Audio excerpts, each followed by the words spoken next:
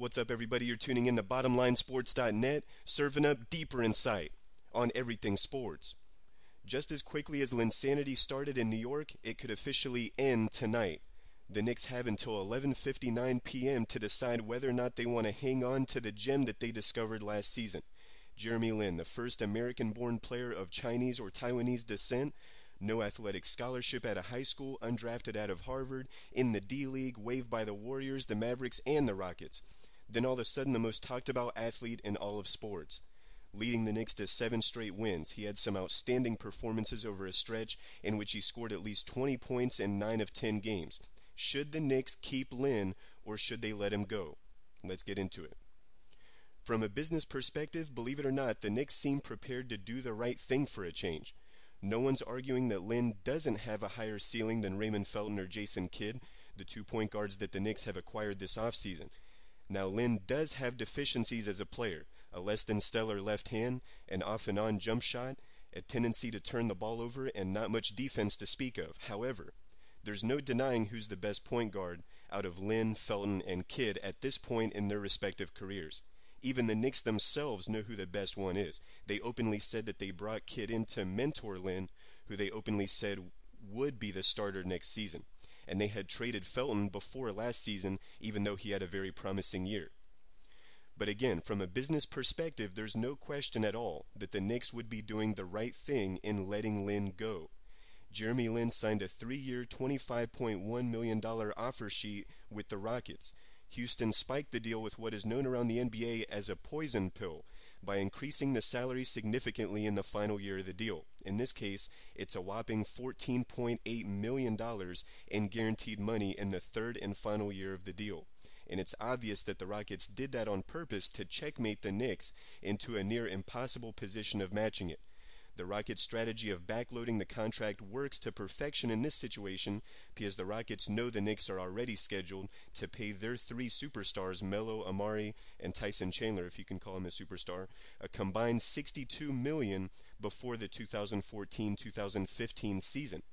If the Knicks were able to match the offer, they'd be subject to a luxury tax in that third year, potentially bringing their total out-of-pocket cost for Lin to around $43 million in 2014-2015.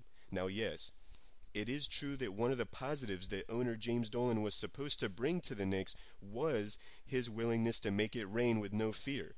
However, I'm not going to fault Dolan for not wanting to pull that much money out of his own pocket when that dough could be spent next summer on, say, a point guard the caliber of a Chris Paul or another bona fide superstar. Again, we're talking 43 mil. That is a lot of extra money, a lot of expense that can and should be avoided when at all possible. And speaking of Dolan, I really do think the Knicks' decision to not bring Lin back has a lot to do with Dolan, both from a professional and personal level. Sources say that the Knicks owner didn't like how openly Lin made himself available in the market, especially after it was the Knicks who finally gave Lin his chance at the NBA level. As for Melo and Tyson Chandler, both of them have said that they would like Lin back, and after Team USA beat Brazil last night, Melo actually said Dolan wants Lin back. But Melo is still dumbfounded that the Rockets adjusted the offer sheet that Lin signed to include $14.8 million in guaranteed money in the third year. Melo is on the record saying with a laugh, quote, "It's not up to me, it's up to the organization to say they want to match that ridiculous contract that's out there," end quote. And he's right. It's up to the Knicks front office whether or not they want to jeopardize the future of the franchise, and the common sense answer to that is no. Some in New York are criticizing the Knicks management for saying they're in win-now mode and not doing whatever it takes to keep Lin. Come on, what are they supposed to say, that they're in win-later mode? Everyone wants to win now, but you have to take the right steps to get there. There's stiff competition in the NBA these days. The Knicks have to make the right moves if they're going to build a team capable of toppling the likes of the Heat, Bulls, and other up-and-coming teams in the East. I'm not saying Lin isn't a promising player. We're talking about a player who burst onto the NBA scene like no player had ever done before. He became the first NBA player to score at least 20 points and have 7 assists in each of his first 5 starts. And he had some of his best efforts against some of the best players in the NBA. Against Deron Williams, 25 points, 7 assists, 5 rebounds. Against John Wall, 23 points, 10 assists. Against Kobe Bryant, 38 points, 7 assists. Hit a game winner against the Raptors. The fact that Lin came out of nowhere the way he did and averaged 18.5 points and 7.6 assists during his 26 games as an everyday player is extremely impressive. It showed that he has tremendous potential. But he's not worth the investment that the Knicks are being forced to make at this point. That's a lot of money. But did Lin have every right to go for the big bucks? Absolutely. Put yourself in his shoes. No one has ever respected his game until now. Like I said, no scholarship out of high school, undrafted out of college, put in the D-League. Remember, he's going to be playing for the Rockets, one of the 3 teams who cut him previously. Now that same team has done a 180 on him and is prepared to make him rich. Up until a year ago, no one respected his game as a pro, and I'm sure not a lot of people respected his game growing up. You don't think this kid has had to deal with a little bit of racism? It's not like Chinese or Taiwanese players get a lot of respect for their basketball talents in the playgrounds across the United States. So I do agree with him going for the money. However, I'll tell you what I don't agree with. I don't agree with Lin not playing in the playoffs last season against the Heat, despite him saying he was 85% healthy. In late March, an MRI revealed that Lin had suffered a small meniscus tear in his left knee, but he seemed like he recovered from it well and looked good in practice. Some higher-ups were asking if he could simply give the team 15 minutes on the court. This is just my opinion, and it's easy for me to say, but I felt like he could have gave them that. In the end, any pro team wants their player to give it everything they've got in the playoffs if you're 85%. I think he was protecting his value for the offseason, and I don't agree with any player who goes about his business like that because, to put it simply, those are qualities that don't contribute to a team seeking an NBA title.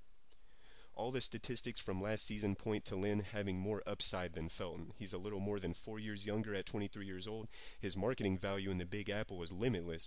And when was the last time Felton had a stat sheet that read 38 points and 7 assists while shooting 57% from the field and 10 of 13 from the free throw line? By the way, Lin did that against the Lakers, and he had other big games even though he only got 25 starts to show us what he could do. Compare that to Felton, who briefly lost his starting job with the Trailblazers at one point last season. Lin's ceiling just seems to be higher than Felton's. However, the Knicks know that. They didn't re-sign Felton for his potential. They re-signed Felton for what he did in New York in 2010-2011.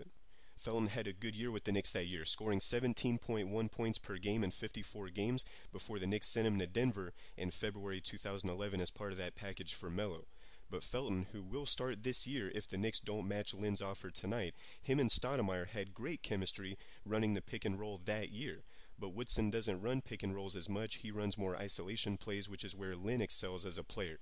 These figures are courtesy of ESPN's Ryan Feldman from Stats and Info. Of the 91 players with at least 75 isolation plays last season, Lin scored the 3rd most points per play, trailing only CP3 and James Harden. Meanwhile, Felton ranks 68th. As for Lin being turnover prone, Felton turned the ball over on isolation plays more than twice as often as Lin, who committed just 6 turnovers on his 93 isolation plays. Only Andrea Bargnani, Chris Bosh, and Harden got to the free throw line more often than Lin on isolation plays. Now, if you ask me, if the Knicks are going to be successful, they have to get away from those ISO plays. And I think that was part of the reason why the Knicks struggled when Lin and Melo were on the court together. Having 2 of the best ISO players in the game on the same team just didn't translate well on the floor, and that makes sense to me. The bottom line is Linsanity took over New York in a way that not many players can ever say they've taken over the Big Apple. Madison Square Garden all of a sudden had new life. But although that life began with Lin, it started dying way before he got injured. It's not like Lin was the cure to all the Knicks' problems or something. The team always struggled to find chemistry with Lin, Melo, and Amari on the floor at the same time. And to make matters worse, Woodson isn't the coach to turn the Knicks franchise around. So once 11:59 rolls around tonight, we won't see Lin in New York, and rightfully so, because although Lin has the potential to bring new life to New York, his contract won't. But the Knicks electing not to swallow the poison pill is only the first of many ills that they have to cure. Thanks for tuning in to BottomLineSports.net. The support keeps rolling in, guys. Thank you so much. I appreciate the advice from the great Kahuna. I still plan on looking into that. Make sure to visit the Facebook wall for Bottom Line Sports. You can subscribe to all my podcasts in iTunes. You can also find me on Twitter at TSunSports. But more important than all that, guys, please make sure to make your voice heard and leave a comment. You guys make this show really happen.